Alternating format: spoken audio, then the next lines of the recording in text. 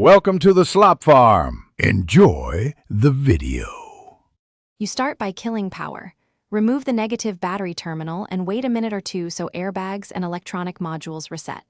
Next, pry off trim panels carefully. Use plastic tools and tape edges because clips are fragile and expensive to replace. Remove radio, HVAC knobs, and the upper dash trim, bag screws, and label them so reassembly is quick. Once done with trim, loosen visible torque screws and clear the footwell panels so you can access the dash mounting points. You now move to unbolting. Remove Torque's T30/T40 fasteners at the footwell and center console because those hold the dash frame.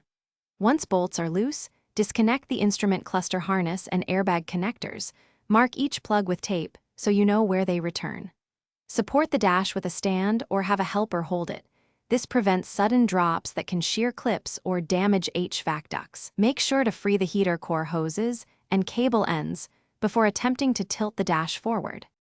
You finish by lifting the dash out carefully, straight back and up, with two people to avoid catching HVAC ducts or hose fittings. Once clear, inspect foam mounts, clips, and the fuse box area for damage and replace any broken pieces so fitment is perfect. When reinstalling, reverse the steps, reconnect harnesses, and tighten bolts gradually.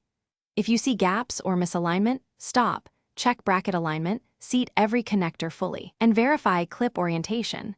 This one check fixes most post-install issues. Thanks for watching. Consider subscribing if we helped you today.